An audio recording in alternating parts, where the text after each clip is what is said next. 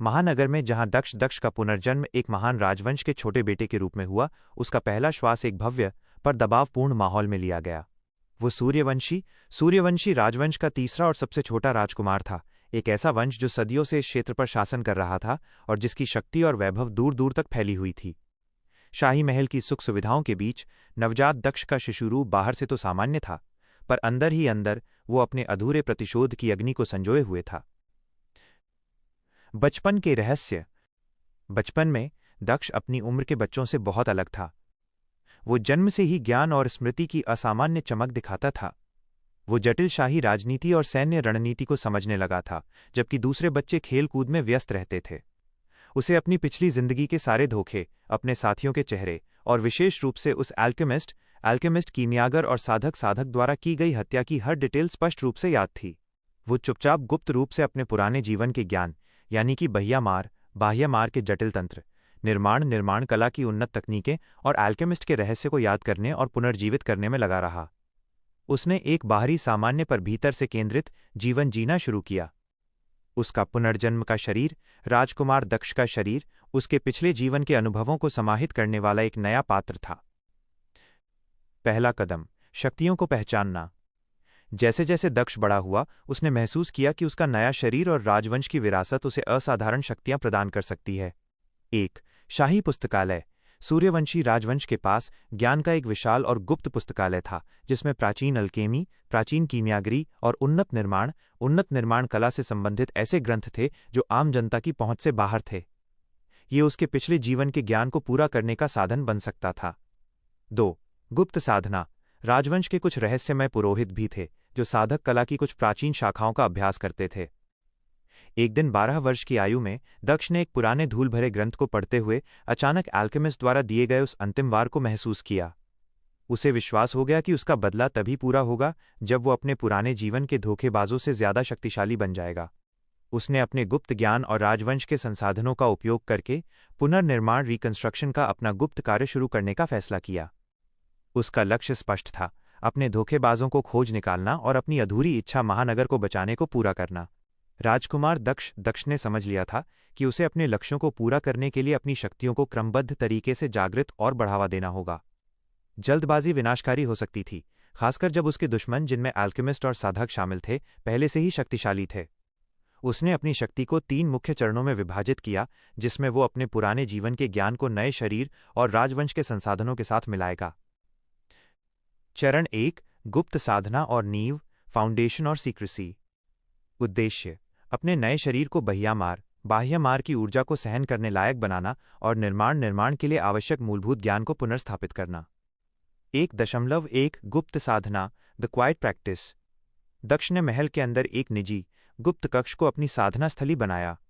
वो अपने पिछले जीवन की साधक तकनीकों को याद करके अपने नए शरीर के ऊर्जा चैनल, एनर्जी चैनल्स को धीरे धीरे खोलना शुरू करता है।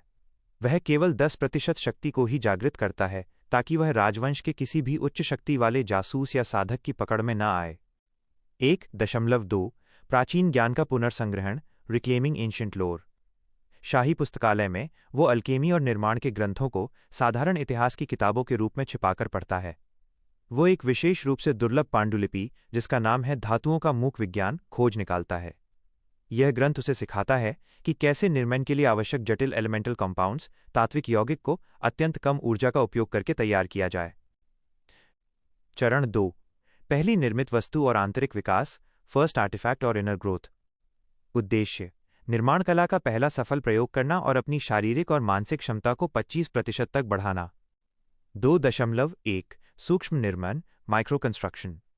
दक्ष अपनी पहली निर्मित वस्तु, एक स्मृति धातु, मेमोरी मेटल का निर्माण करता है। ये एक छोटा सा कंगन होता है जिसे वो हमेशा अपनी कलाई पर रखता है। यह धातु न केवल बाह्य मार की ऊर्जा को धीरे धीरे सोखने में सक्षम होती है, बल्कि उसे अपने आसपास की ऊर्जा के छोटे बदलावों, सटल एनर्जी शिफ्ट्स को भी महसूस करने में मदद करती है। यह एक प्रकार का गुप्त सेंसर, सीक्रेट सेंसर है। 2.2 मानसिक तीक्ष्णता, मेंटल एक्यूटी बूस्ट। वो अपने पिछले जीवन के अनुभवों का उपयोग करके एक मानसिक शील्ड, मेंटल शील्ड बनाता है। इससे उसकी बुद्धि और निर्णय लेने की क्षमता तेजी से बढ़ती है। वो अपने भाई बहनों और मंत्रियों के बीच की शाही राजनीति को और भी स्पष्ट रूप से समझ पाता है। इस चरण में वो एक असामान्य रूप से बुद्धिमान राजकुमार के रूप में जाना जाने लगता है। चरण 3, ऊर्जा का संचय और मार की तैयारी, एनर्जी एक्यूमुलेशन और प्रिपेयरिंग फॉर द मार। उद्देश्य: शक्ति को 50% तक बढ़ाना और बहिया मार की पहली नियंत्रित तकनीक का अभ्यास करना। 3.1 अल्केमिकल उत्प्रेरक, अल्केमिकल कैटलिस्ट। दक्ष गुप्त रूप से राजवंश के कुछ दुर्लभ खनिजों का उपयोग करता है और अल्केमी की सहायता से एक ऊर्जा संचायक घोल, एनर्जी एक्यूमुलेटर सॉल्यूशन बनाता है। वह इस घोल का सेवन करके अपने शरीर में ऊर्जा संचय की दर को बढ़ाता है। इससे उसकी शक्ति का स्तर तेजी से 50% तक पहुंच जाता है। ये संचय अब इतना बड़ा हो गया है कि वो अल्केमिस्ट और साधक के बराबर खड़ा हो सकता है। 3.2 बहिया मार का पहला नियंत्रित प्रयोग, फर्स्ट कंट्रोल्ड मार। अपनी बढ़ी हुई शक्ति के साथ दक्ष बहिया मार की सबसे बुनियादी तकनीक, ध्वनि तरंग मार, सोनिक वेव मार का अभ्यास शुरू करता है। वो इस शक्ति को पूरी तरह से छिपाकर रखता है। वो महल के बाहरी वीरान क्षेत्रों में छोटी चट्टानों को बिना छुए केवल ऊर्जा तरंगों से तोड़ने का अभ्यास करता है। यह अभ्यास उसे आत्मविश्वास देता है कि उसका नया शरीर अब प्रतिशोध के लिए तैयार हो रहा है। परिणाम: दक्ष अब एक अत्यंत मेधावी, शांत और आंतरिक रूप से शक्तिशाली राजकुमार है। बाहर से वो केवल एक होशियार बच्चा है, अंदर से वो 50% की जागृत शक्ति के साथ अपने पुराने जीवन के दुश्मनों को ट्रैक करने और उनसे बदला लेने के लिए तैयार है। 12 वर्ष की उम्र में शिकार का बहाना। बालक दक्ष 12 वर्ष की आयु में ही अपनी 50% आंतरिक शक्ति जागृत कर चुका था। ये एक असाधारण उपलब्धि थी, लेकिन इस शक्ति को नियंत्रित करने और बढ़ाने के लिए उसे अधिक जोखिम की आवश्यकता थी। चूंकि वो अभी भी छोटा था, उसने अपने पिता महाराजा से एक राजकुमार के लिए आवश्यक साहस और एकाग्रता विकसित करने के नाम पर महल के निकटवर्ती वन में अपने गुरु और कुछ कम अनुभवी अंगरक्षकों के साथ शिकार के लिए जाने की अनुमति ली। ये उसके लिए बहिया मार की ध्वनि तरंग मार, सोनिक वेव मार का गुप्त अभ्यास करने का पहला मौका था। रहस्यमय वन में अजीब स्पंदन। वे काल वन के बाहरी किनारे पर थे जब 12 वर्षीय दक्ष ने अपने स्मृति धातु कंगन पर एक तीव्र प्राचीन ऊर्जा स्पंदन महसूस किया। यह स्पंदन उसकी 12 वर्ष की नाजुक इंद्रियों पर भी भारी पड़ रहा था। गुरु, आवाज धीमी करते हुए, राजकुमार, आगे बढ़ना ठीक नहीं लगता। इस क्षेत्र में जंगली जानवरों से अधिक कोई अज्ञात शक्ति महसूस हो रही है। दक्ष, आंखों में दृढ़ संकल्प के साथ, गुरुदेव, शायद यही वो चुनौती है जिसका सामना करने के लिए मैं यहां आया हूं। आप और अंगरक्षक पीछे रहें। मैं बस उस अजीब शोर के स्रोत की जांच करके आता हूं। अपनी उम्र से कहीं अधिक आत्मविश्वास और चतुराई दिखाते हुए उसने ऊर्जा के स्रोत का पीछा किया। प्राचीन गुफा का प्रवेश द्वार। ऊर्जा उसे घनी झाड़ियों के पीछे छिपी एक विशाल चट्टानी गुफा तक ले गई।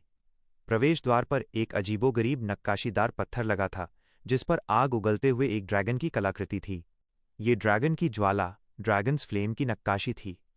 12 वर्षीय दक्ष ने अपने पुराने जीवन के अल्केमी ज्ञान को याद करते हुए समझा कि ये ऊर्जा का एक शुद्ध भंडार हो सकता है। बाल शक्ति से मुहर तोड़ना। गुफा के द्वार पर लगी ऊर्जा मुहर, एनर्जी सील, बहुत शक्तिशाली थी। 12 वर्ष के शरीर के साथ इसे तोड़ना लगभग असंभव था, लेकिन दक्ष के पास 50% जागृत बहिया मार की शक्ति थी, जो सामान्य मनुष्य की कल्पना से बाहर थी। दक्ष ने अपनी समस्त शक्ति, जो उसके शिशु शरीर के लिए अत्यधिक थी, को एकत्र किया। उसने अपनी ध्वनि तरंग मार को मुहर पर सीधे हमला करने के बजाय मुहर की संरचना को विघटित, डिसमैंटल करने के लिए प्रयोग किया। उसकी ऊर्जा ऑफ ई मुहर पर एक नाजुक आवृत्ति ऑफ एफ के रूप में प्रहार करती है। जैसे एक छोटा हथौड़ा विशाल कांच की वस्तु को तोड़ता है, वैसे ही उसकी केंद्रित शक्ति ने मुहर को आवाज किए बिना धीरे धीरे रेत में बदलना शुरू कर दिया। ड्रैगन ज्वाला मणि का स्पर्श। मुहर हटी और 12 वर्षीय दक्ष गुफा के अंदर घुसा। अंदर एक ड्रैगन का विशाल कंकाल था, जो हजारों साल पुराना लग रहा था। कंकाल के नीचे वेदी पर एक तेज चमकता हुआ ड्रैगन ज्वाला मणि, ड्रैगन फ्लेम जेम रखा था। जैसे ही दक्ष ने जिज्ञासा और पुराने ज्ञान से प्रेरित होकर मणि को छुआ, एक अप्रत्याशित और हिंसक ऊर्जा का सैलाब उसके छोटे शरीर में दौड़ गया। ये किसी तड़ित झटके, लाइटनिंग स्ट्राइक से कम नहीं था। ऊर्जा का दबाव। मणि की प्रचंड ऊर्जा ने उसके 12 वर्ष के शरीर की समस्त सहनशीलता को तोड़ दिया। उसे लगा कि वो जल रहा है। चैनल का खुलापन। इस तीव्र दबाव के कारण उसके शरीर के बचे हुए ऊर्जा चैनल, जो धीरे धीरे खुलने वाले थे, अचानक और हिंसक रूप से खुल गए। शक्ति का विस्फोट। उसकी शक्ति का स्तर अचानक 50% से बढ़कर 75% तक पहुंच गया। पीड़ा के बावजूद दक्ष का पुनर्जन्म वाला मन जानता था कि ये शुद्धिकरण है। उसने अग्नि निर्माण फ्लेम कंस्ट्रक्शन की नई तकनीक को तुरंत अपने ज्ञान में समाहित कर लिया। परिणाम 12 वर्ष की आयु में दक्ष अब 75% जागृत शक्ति और ड्रैगन की ज्वालामणि की अजेय ऊर्जा का स्वामी था। उसका शरीर भले ही बालक का हो, लेकिन उसकी आंतरिक शक्ति अब अल्केमिस्ट और साधक के गठबंधन को चुनौती देने के लिए तैयार थी। नया चरित्र सद्गुरु शांतनु। दक्ष की असाधारण शक्ति के बावजूद दुनिया में ऐसे भी लोग थे जो उससे कहीं अधिक पुराने और रहस्यमय थे। इन्हीं में से एक थे सद्गुरु शांतनु, जो बाहर से एक साधारण भिक्षु प्रतीत होते थे, लेकिन वास्तव में वो साधक चरण की उच्चतम रैंक पर थे। परिचय और रैंक। सद्गुरु शांतनु एक ऐसे योगी थे जिन्होंने अपनी साधना को चरम पर पहुंचा दिया था, जिससे वो साधक चरण के अंतिम स्तर पर थे। एक ऐसा स्तर जहां शक्ति केवल ऊर्जा के रूप में नहीं, बल्कि प्रकृति के नियम के रूप में काम करती थी। शक्ति को छिपाना। शांतनु ने अपनी शक्ति को इस हद तक छुपा रखा था कि वो स्वयं एक कमजोर और बूढ़े व्यक्ति के रूप में दिखाई देते थे। उनकी तकनीक इतनी परिष्कृत थी कि वो अपने आभा ऑरा को एक साधारण मनुष्य के स्तर पर लॉक कर सकते थे, यहां तक कि सबसे शक्तिशाली अल्केमिस्ट भी उनकी वास्तविक रैंक का पता नहीं लगा सकता था। चरित्र विशेषताएं। शांत और रहस्यमय। वो बहुत कम बोलते थे, लेकिन उनके हर शब्द में गहरा ज्ञान होता था। गुरु का मार्ग। शांतनु ने अपना जीवन शांति और ज्ञान के प्रसार के लिए समर्पित कर दिया था, और वो हमेशा उन लोगों की तलाश में रहते थे जिन्हें सही मार्गदर्शन की आवश्यकता हो। दक्ष से मुलाकात। सद्गुरु शांतनु अपने रहस्यमय ज्ञान के कारण जानते थे कि एक असाधारण शक्ति वाला पुनर्जन्मित मन, दक्ष, उनके राज्य में वापस आ रहा है।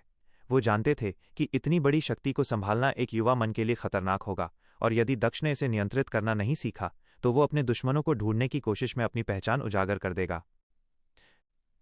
शक्ति को छुपाने की रणनीति। दक्ष को राजमहल में वापस आने से पहले एक अत्यंत महत्वपूर्ण कार्य करना था, अपनी बढ़ी हुई शक्ति को छुपाना। शांतनु का प्रभाव। एक यात्रा के दौरान दक्ष की मुलाकात चुपके से शांतनु से हुई। शांतनु ने बिना कुछ कहे दक्ष की आंतरिक ऊर्जा को महसूस किया और उसे एक प्राचीन साधना विधि सिखाई जिसे छाया बंधन, शैडो बाइंड कहा जाता था। छाया बंधन।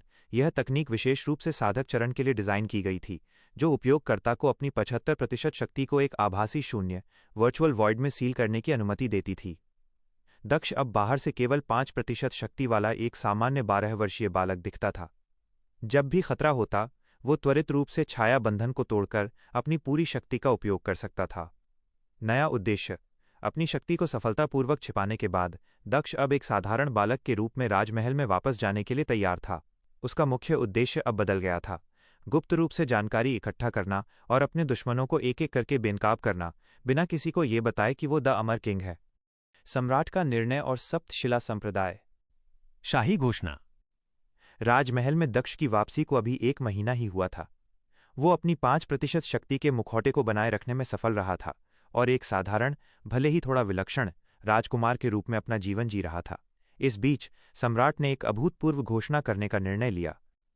सम्राट सभा में अपने सिंहासन पर बैठे थे, उनके चेहरे पर गंभीरता थी। प्रिय मंत्रियों और मेरे बच्चों, उन्होंने गरजते हुए कहा, हमारे राज्य की शक्ति केवल सेनाओं में नहीं बल्कि हमारे भविष्य में है, और हमारा भविष्य हमारे बच्चों की आध्यात्मिक और जादुई क्षमता पर निर्भर करता है। उन्होंने जारी रखा, इसलिए मैंने एक महान संप्रदाय की स्थापना का आदेश दिया है, सप्तशिला, द 7 स्पायर्स संप्रदाय। ये संप्रदाय उन 2000 सबसे मेधावी युवा साधकों को प्रशिक्षित करेगा, जिनमें राजकुमार और राजकुमारियां भी शामिल होंगी, जो हमारे राज्य को आने वाले अंधेरे से बचा सकें। सप्तशिला संप्रदाय का परिचय। सप्तशिला संप्रदाय केवल एक प्रशिक्षण केंद्र नहीं था, ये एक आध्यात्मिक विश्वविद्यालय था। स्थान। ये राज्य की सबसे पवित्र पर्वत श्रृंखलाओं में छिपा हुआ था, जहां पौराणिक ड्रैगनों ने कभी विश्राम किया था। लक्ष्य। यहाँ का मुख्य लक्ष्य छात्रों को साधक चरण की नींव, अग्नि निर्माण और काया शुद्धिकरण जैसी उच्च तकनीकों में निपुण बनाना था। शिष्य संख्या। प्रवेश के लिए एक कठोर चयन प्रक्रिया के माध्यम से 2000 शिष्यों को चुना जाना था। दक्ष ने ये खबर सुनी और उसकी आंखों में एक चमक आ गई। ये उसके लिए 2धारी तलवार थी। संप्रदाय उसे आवश्यक उन्नत ज्ञान और संसाधन प्रदान करेगा, लेकिन साथ ही वहां 2000 अन्य छात्र होंगे, जिनमें से कई की शक्ति उससे कहीं अधिक हो सकती है, जिससे उसकी छिपी हुई पहचान को खतरा हो सकता था। छाया बंधन को यहां 24/7 सक्रिय रखना होगा। सप्तशिला संप्रदाय में प्रवेश की परीक्षा को शक्ति का शुद्धिकरण, द प्योरिटी ऑफ पावर, नाम दिया गया। यह एक ही दिन में आयोजित होने वाली 3 चरणीय कठोर परीक्षा थी, जिसका उद्देश्य केवल कच्ची शक्ति को मापना नहीं, बल्कि चरित्र, बुद्धिमत्ता और नियंत्रण को परखना था। परीक्षा के आयोजक। इस परीक्षा की देखरेख संप्रदाय के मुख्य गुरु महर्षि त्रिलोक करेंगे, जो स्वयं साधक चरण के एक सम्मानित मास्टर थे। 1. प्रथम चरण, आभा का दर्पण, द मिरर ऑफ ऑरा। यह चरण उम्मीदवार की आंतरिक आत्मा की गुणवत्ता और नियंत्रण की जांच करेगा। विधि: 2000 से अधिक आवेदकों को एक विशाल गोलाकार क्षेत्र में खड़ा किया गया, जिसके केंद्र में एक प्राचीन क्रिस्टल, जिसे आभा का दर्पण कहते थे, स्थापित था। माप: 1. शक्ति उत्सर्जन: छात्रों को अपनी 50% शक्ति को क्रिस्टल की ओर निर्देशित करना था। क्रिस्टल शक्ति की मात्रा को मापेगा। 2. मानसिक दबाव: क्रिस्टल अचानक एक तीक्ष्ण मानसिक दबाव, मेंटल प्रेशर उत्पन्न करेगा। छात्रों को उस दबाव में शांत रहते हुए अपनी शक्ति को स्थिर रखना था। निष्कासन: जो छात्र मानसिक दबाव में अपनी शक्ति को अनियंत्रित रूप से छोड़ देंगे या जिनकी शक्ति बहुत कम होगी, उन्हें तुरंत बाहर कर दिया जाएगा। दक्ष की रणनीति: प्रथम चरण। दक्ष की सबसे बड़ी चुनौती थी कि वो अपनी 5% की सीमा को कैसे बनाए रखे और बाहर न हो। 5% का उपयोग: दक्ष ने अपनी छाया बंधन को थोड़ा ढीला किया, जिससे उसकी शक्ति 5% के बजाय 10% तक पहुंची। उसने इस 10% शक्ति को बहुत सावधानी से क्रिस्टल की ओर निर्देशित किया, यह सुनिश्चित करते हुए कि ये किसी भी अनुभवी साधक को अति सामान्य न लगे। 2. मानसिक नियंत्रण: जैसे ही क्रिस्टल ने मानसिक दबाव छोड़ा, दक्ष ने अपनी पुनर्जन्म वाली आत्मा की पूरी शक्ति का उपयोग किया। उसके 12 वर्षीय शरीर को दर्द हुआ, लेकिन उसका मन लोहे की तरह शांत रहा। उसने अपनी ड्रैगन मणि की ऊर्जा को केवल अपने मन की रक्षा के लिए उपयोग किया, जिससे उसकी शक्ति का उत्सर्जन 10% पर स्थिर रहा। परिणाम: 2000 उम्मीदवारों में से लगभग 800 छात्र पहले चरण में ही बाहर हो गए। दक्ष अपनी शक्ति के मामूली प्रदर्शन के बावजूद अपने अविश्वसनीय नियंत्रण और शांत मन के कारण शीर्ष 1200 में चुना गया। 2. द्वितीय चरण, ज्ञान का चक्रव्यूह, द लैबिरिंथ ऑफ नॉलेज। ये चरण उम्मीदवार की बुद्धिमत्ता, पिछले ज्ञान और समस्याओं को हल करने की क्षमता को परखने के लिए था। विधि: शेष 1200 छात्रों को एक जादुई चक्रव्यूह में भेजा गया। यह चक्रव्यूह भौतिक नहीं था, बल्कि जादुई भ्रमों और पहेलियों से भरा था। कार्य: 1. जड़ी बूटी पहचान: छात्रों को जादुई पौधों और जड़ी बूटियों के भ्रामक रूप पहचानने थे और उनके सही जादुई उपयोग का पता लगाना था। 2. जादुई सूत्र: उन्हें प्राचीन, अस्पष्ट जादुई सूत्रों, मैजिकल फॉर्मूले को पूरा करना था। 3. नैतिक दुविधा: चक्रव्यूह के केंद्र में पहुंचने पर छात्रों को एक नैतिक दुविधा, मॉरल डिलेमा का सामना करना पड़ा। क्या वो खुद को बचाने के लिए दूसरे छात्र की असफलता का कारण बनेंगे? दक्ष की रणनीति: द्वितीय चरण। यह चरण दक्ष के लिए सबसे आसान था, क्योंकि यह उसकी पुनर्जन्म वाली आत्मा के ज्ञान पर निर्भर करता था। एक ज्ञान का प्रदर्शन, जड़ी बूटियों को पहचानना और जादुई सूत्रों को पूरा करना उसके लिए बच्चों का खेल था। वो अपने पिछले जीवन में एक महान साधक था और 12 वर्षीय शरीर में भी ये ज्ञान बरकरार था। उसने जानबूझकर कुछ सरल सवालों को गलत किया ताकि वो बहुत उत्कृष्ट न दिखे। 2. नैतिक दुविधा: केंद्र में उसने देखा कि एक छात्र जाल में फंस गया है। अपनी पहचान छुपाने के लक्ष्य के बावजूद दक्ष ने हस्तक्षेप किया, लेकिन बहुत ही साधारण ढंग से, केवल इतना कि उस छात्र को बचाया जा सके, लेकिन अपनी शक्ति का उपयोग किए बिना। परिणाम: इस चरण में 400 और छात्र बाहर हो गए जो केवल शारीरिक शक्ति पर निर्भर थे। 800 छात्र आगे बढ़े। दक्ष ने जानबूझकर अपनी गति धीमी रखी और वो सफलतापूर्वक चुने गए छात्रों के बीच में रहा। 3. तृतीय चरण, संकल्प का अखाड़ा, the arena of will power. यह चरण सबसे कठिन था और उम्मीदवार की वास्तविक दृढ़ता, नियंत्रण और अग्नि निर्माण जैसे मूलभूत कौशल की क्षमता को मापता था। विधि: अंतिम 800 छात्रों को एक खुले अखाड़े में लाया गया। उन्हें एक दूसरे से लड़ने के लिए नहीं कहा गया। इसके बजाय उन्हें अपने सामने रखी एक विशाल पत्थर की दीवार पर अपनी शक्ति का उपयोग करके सबसे अधिक गहरा और नियंत्रित निशान बनाना था। माप: 1. नियंत्रण, कंट्रोल, निशान की सटीकता और बाहरी क्षति की कमी। 2. शक्ति, पावर, निशान की गहराई। 3. लचीलापन, फ्लेक्सिबिलिटी, क्या छात्र अपनी ऊर्जा को केवल धक्के के बजाय संरचना में बदल सकते थे? दक्ष की रणनीति, तृतीय चरण। दक्ष जानता था कि उसे यहां थोड़ा अधिक जोखिम लेना होगा। 10% शक्ति भी पर्याप्त नहीं होगी। 1. सीमा का परीक्षण, उसने अपने छाया बंधन को 15% शक्ति तक बढ़ाया। 2. ज्वाला छेनी, फ्लेम चिजल, अन्य छात्र जहां दीवार पर बड़े और अनियंत्रित विस्फोट कर रहे थे, वहीं दक्ष ने अपनी अग्नि निर्माण तकनीक का प्रदर्शन किया। उसने अपनी ऊर्जा को एक पतली, लेजर जैसी ज्वाला छेनी में संकेंद्रित किया।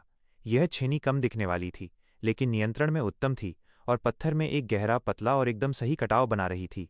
3. गुरु का ध्यान, महर्षि त्रिलोक, जो ऊपर से देख रहे थे, ने तुरंत दक्ष के काम को पहचाना। जहां अधिकांश छात्र क्षति कर रहे थे, वहीं दक्ष निर्माण के सिद्धांत का उपयोग कर रहा था। यह कौशल साधक चरण के लिए एक दुर्लभ और उन्नत संकेत था। परिणाम: कई छात्रों ने अनियंत्रित शक्ति के कारण दीवार को क्षतिग्रस्त कर दिया और बाहर हो गए। केवल 200 छात्रों ने ही महर्षि त्रिलोक के कठोर मानकों को पूरा किया। दक्ष अपने 15% शक्ति के प्रदर्शन और अग्नि निर्माण के उन्नत उपयोग के कारण शीर्ष 10 छात्रों में चुना गया।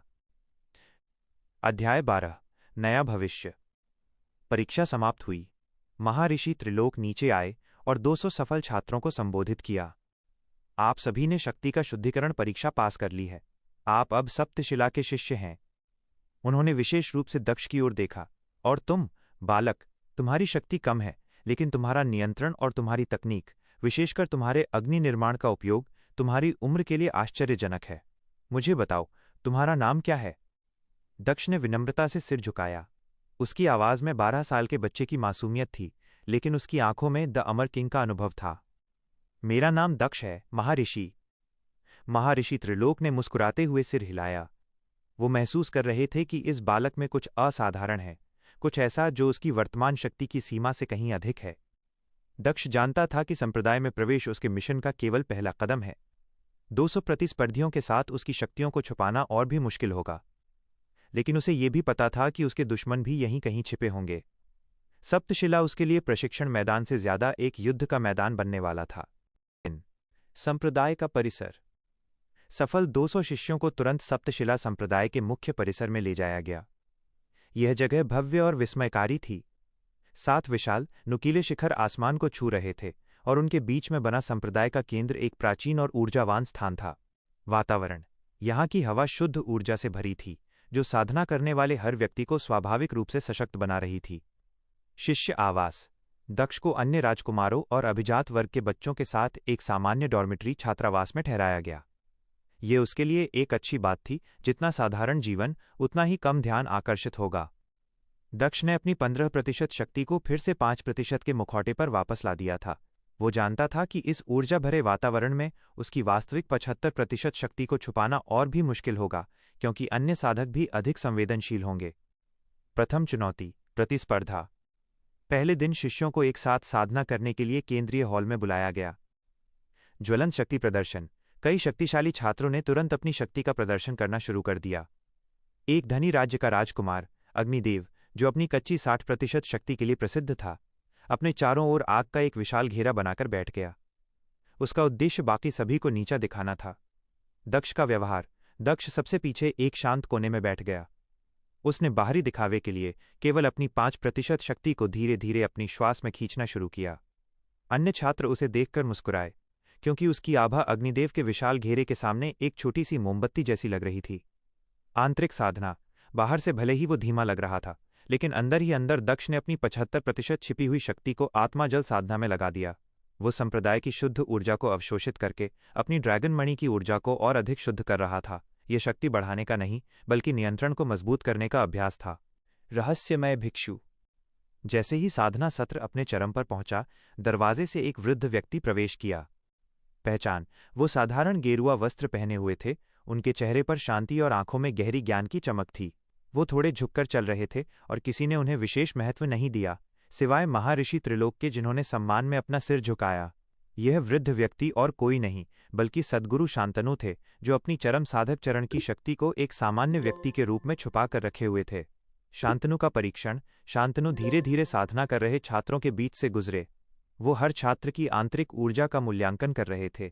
जब वो अग्निदेव के पास पहुंचे, तो अग्निदेव की शक्ति का घेरा अप्रत्याशित रूप से अस्थिर हो गया और अग्निदेव को तुरंत पसीना आने लगा। हालांकि शांतनु ने कुछ भी नहीं किया।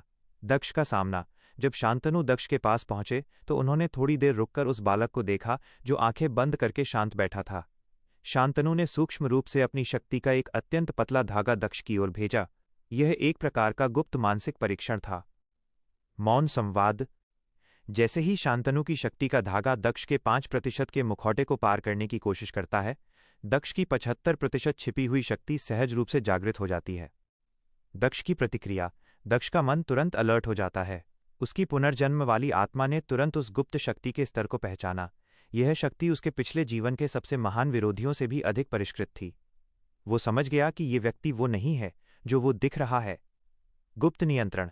दक्ष ने अपनी 75% शक्ति का उपयोग करके उस शक्ति के धागे को अपने चारों ओर एक अदृश्य, अभेद्य अग्नि निर्माण की दीवार से रोका, लेकिन ये सब इतनी तेजी और शांति से किया कि बाहरी दुनिया में कोई हलचल नहीं हुई।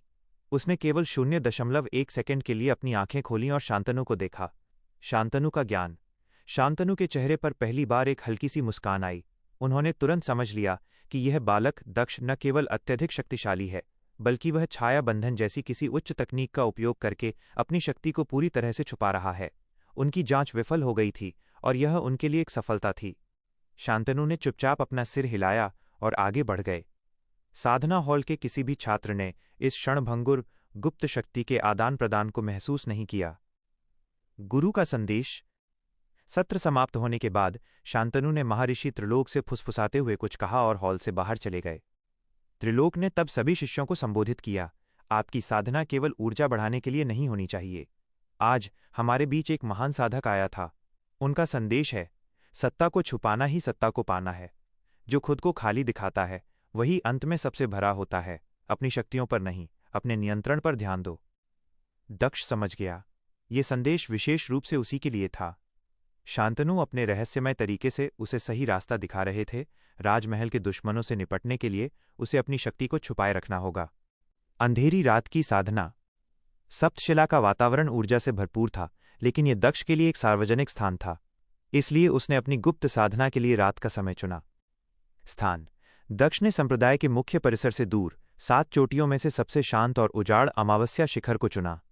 यह शिखर रात में लगभग वीरान रहता था और वहां की ऊर्जा थोड़ी अशांत थी, जो बाहरी साधकों की जासूसी से बचने के लिए एकदम सही थी। लक्ष्य। उसकी साधना का लक्ष्य अब केवल शक्ति को छिपाना नहीं था, बल्कि अपनी ड्रैगन ज्वालामणि की ऊर्जा को अग्नि निर्माण, फ्लेम कंस्ट्रक्शन के उन्नत रूप में बदलना था, जिसे अग्नि आवरण, फायर श्राउड कहते हैं। अग्नि आवरण। यह एक अदृश्य ऊर्जा क्षेत्र था जिसे वो अपने चारों ओर बनाता था। ये न केवल उसके शरीर की रक्षा करता था, बल्कि किसी भी घुसपैठिए, इंट्रूडर के जादुई या मानसिक धागों को उसके पास आने से पहले जला देता था। अभ्यास।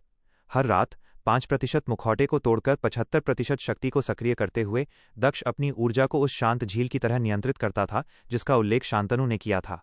इस अभ्यास से उसके नियंत्रण में अविश्वसनीय वृद्धि हुई। एक अजीबोगरीब शिष्य। सूर्य। संक्रामक के दौरान दक्ष ने सभी 200 सफल शिष्यों का सावधानीपूर्वक अवलोकन किया। उसकी पुनर्जन्म वाली आत्मा किसी भी असामान्यता को तुरंत पहचान लेती थी। जल्द ही उसका ध्यान एक शिष्य पर गया। सूर्य। बाहरी रूप। सूर्य राजघराने से नहीं था, वो एक अमीर व्यापारी का बेटा था। वो बहुत ही विनम्र, मिलनसार और लगभग ओवर फ्रेंडली था। उसकी आधिकारिक शक्ति 45% थी, जो काफी अधिक थी, लेकिन अग्निदेव जैसे अन्य शिष्यों की तरह दिखावटी नहीं। असंगति, इनकंसिस्टेंसी। दक्ष ने गौर किया कि सूर्य की आंखों में एक अजीब सी सतर्कता थी जो उसकी विनम्रता से मेल नहीं खाती थी। ऊर्जा का उतार चढ़ाव। दिन की साधना के दौरान सूर्य की ऊर्जा कभी कभी क्षण भर के लिए ठंडी और स्थिर हो जाती थी, जबकि उसकी 45% शक्ति का प्रदर्शन गर्म और ज्वलंत होना चाहिए था। ये ठंडक केवल अनुभवी शैडो अल्केमिस्ट ही पैदा कर सकते थे। दक्ष पर ध्यान। सूर्य बाकी सभी शक्तिशाली शिष्यों को अनदेखा करता था, लेकिन वो हमेशा दक्ष पर गुप्त रूप से नजर रखता था, यहां तक कि जब दक्ष सिर्फ खाना खा रहा होता था या साधारण बातचीत कर रहा होता था। पहला संदेह।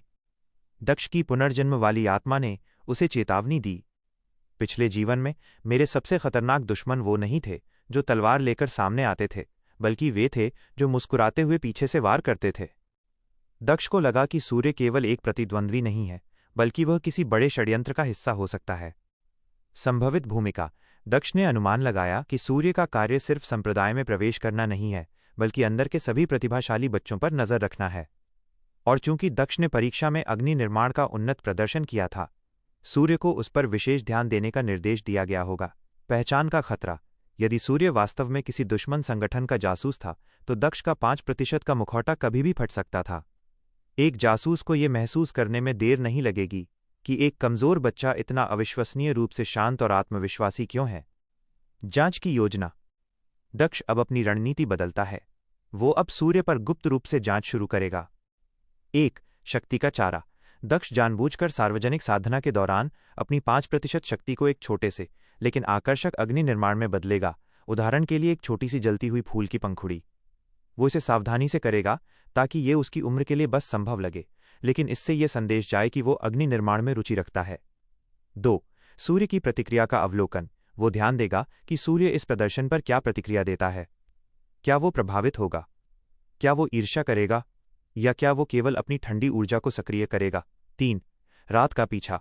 अगली अमावस्या की रात, जब दक्ष अमावस्या शिखर पर साधना के लिए जाएगा, तो वह गुप्त रूप से सूर्य का पीछा करेगा, यह देखने के लिए कि क्या सूर्य उसे फॉलो करने की कोशिश करता है या रात में कहीं और जाता है। दक्ष जानता था कि सप्तशिला संप्रदाय ज्ञान का केंद्र कम और एक शत्रुतापूर्ण जासूसी का मैदान अधिक है। उसे अपनी असली पहचान को बचाने के लिए जल्द ही सूर्य को बेनकाब करना होगा, या कम से कम उसे अपने रास्ते से हटाना होगा। दक्ष को पता था कि राजमहल में छिपे हुए दुश्मन, जो अब संप्रदाय में जासूसों के रूप में मौजूद हो सकते हैं, निष्क्रिय नहीं होंगे। सूर्य नामक शिष्य की सतत निगरानी और उसकी ऊर्जा की असंगति, इनकंसिस्टेंसी ने दक्ष के मन में खतरे की घंटी बजा दी थी। उसे अपनी असली शक्ति उजागर किए बिना सूर्य को जांचने की एक सूक्ष्म योजना बनानी थी। सार्वजनिक प्रदर्शन। अगले दिन के दोपहर की साधना के दौरान, जब सभी 200 शिष्य केंद्रीय हॉल में ध्यान कर रहे थे, दक्ष ने अपनी योजना को कार्यान्वित किया। 1. सतर्कता। दक्ष ने पहले अपनी 75% छिपी हुई शक्ति का एक छोटा सा हिस्सा, एक पिनहेड के आकार का, अपने चारों ओर सक्रिय किया। ये अग्नि आवरण का एक अत्यंत सूक्ष्म रूप था, जिसका काम केवल बाहरी जासूसी को भंग करना था। 2. दक्ष की क्रिया। उसने आंखें बंद रखीं, लेकिन अपनी 5% बाहरी शक्ति को पूरी तरह से अग्नि निर्माण के अभ्यास में लगा दिया। उसने जानबूझकर अपनी ऊर्जा को एक अति नियंत्रित रूप दिया। ये ऐसा था जैसे एक विशाल भट्टी की गर्मी को एक छोटे से लेजर बीम में बदलना। 3. निर्माण। धीरे धीरे उसके दाहिने हाथ के ऊपर की हवा कंपाने लगी, और वहां एक छोटी सी लेकिन अत्यंत जटिल वस्तु ने आकार लिया। ज्वाला कमल, फ्लेम लोटस। यह एक कमल का फूल था जो शुद्ध, शांत अग्नि से बना था। इसकी विशेषता इसकी सुंदरता या ताप नहीं, बल्कि इसका नियंत्रण था। ये केवल 5% शक्ति से बना था, लेकिन इसकी पंखुड़ियां इतनी सटीक थीं कि ये किसी भी 45% शक्ति वाले शिष्य के अनियंत्रित विस्फोट से कहीं अधिक उन्नत लग रहा था। सूर्य की प्रतिक्रिया। इस शांत लेकिन उन्नत प्रदर्शन का प्रभाव तत्काल हुआ, जैसा कि दक्ष ने योजना बनाई थी।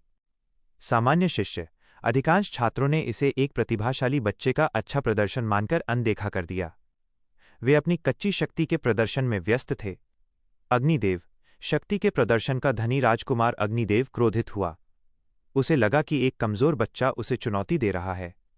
उसने अपनी शक्ति को और बढ़ाया, जिससे उसका घेरा और अनियंत्रित रूप से दहाड़ने लगा, लेकिन इससे केवल उसकी बचकानी ईर्ष्या उजागर हुई। सूर्य। सूर्य की प्रतिक्रिया वो थी जिस पर दक्ष की निगाहें थीं। उसकी आंखें, जो हमेशा विनम्रता का भाव रखती थीं, एक पल के लिए तीव्र और ठंडी सतर्कता से चमक उठीं।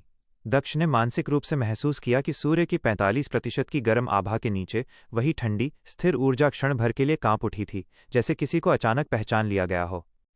सूर्य ने अपनी सामान्य विनम्र मुस्कान को तुरंत बहाल कर लिया, लेकिन वो अब दक्ष को और अधिक ध्यान से देख रहा था। उसे समझ आ गया था कि ये कमजोर बच्चा अग्नि निर्माण की उच्च तकनीक को जानता है, जो कि केवल अनुभवी शैडो एल्केमिस्ट या साधक ही सिखा सकते हैं। सूर्य के मन में एक नया प्रश्न था, यह ज्ञान इसे कहाँ से मिला? भाग 2। रात का पीछा और घात, the night stalk and ambush. Daksh को सूर्य की प्रतिक्रिया से अपनी आशंका की पुष्टि हो गई थी। सूर्य केवल एक प्रतिद्वंद्वी नहीं था, वो एक अनुभवी जासूस था जो किसी उच्च पदस्थ दुश्मन के लिए काम कर रहा था। अब दक्ष को ये पता लगाना था कि क्या सूर्य रात में किसी और से मिलता है या केवल उस पर ही नजर रखता है। अमावस्या शिखर की यात्रा। उसी रात, जब संप्रदाय में पूरी तरह से शांति छा गई थी, दक्ष अपनी योजना को अंजाम देने के लिए उठा। 1. कवच। उसने अपनी 75% शक्ति को छायाबंधन के नीचे निष्क्रिय रखा, लेकिन 10% शक्ति को अपने अग्नि आवरण के रूप में सक्रिय किया। यह आवरण उसे किसी भी जादुई या मानसिक जासूसी से अदृश्य और सुरक्षित रखेगा। 2. गुप्त प्रस्थान। वो चुपचाप छात्रावास से बाहर निकला और अंधेरे में अमावस्या शिखर की ओर बढ़ना शुरू किया। उसने जानबूझकर अपनी गति थोड़ी धीमी रखी और सीधे शिखर की ओर गया, ताकि कोई भी जासूस आसानी से उसका पीछा कर सके।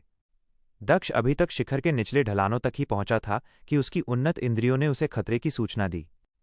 पीछा करने वाला। दक्ष के पीछे सावधानी से लगभग 200 मीटर की दूरी पर एक आकृति थी। यह सूर्य था। सूर्य की तकनीक। सूर्य बहुत ही पेशेवर ढंग से पीछा कर रहा था। वो अपनी 45% शक्ति का उपयोग करके अपने शरीर को हल्का कर रहा था और आसपास की परछाइयों का उपयोग कर रहा था। उसकी चाल ढाल एक 12 वर्षीय बच्चे की नहीं, बल्कि एक अनुभवी शिकारी की थी। जासूसी का उद्देश्य। सूर्य को यकीन हो गया था कि दक्ष रात में गुप्त साधना करता है, शायद उसी व्यक्ति के साथ जिसने उसे ज्वाला कमल की तकनीक सिखाई थी। सूर्य का उद्देश्य था दक्ष के गुरु की पहचान करना, या यह देखना कि क्या वह बालक रात में किसी प्रकार की वर्जित शक्ति, फॉरबिडन पावर का उपयोग करता है। दक्ष की जाल बिछाने की योजना। दक्ष ने शिखर के पास पहुंचकर एक प्राचीन, मुड़ी हुई देवदार के पेड़ के पीछे छिपने का नाटक किया। उसने अपनी अग्नि आवरण को और मजबूत किया और अपनी 75% शक्ति को हमले के लिए तैयार रखा।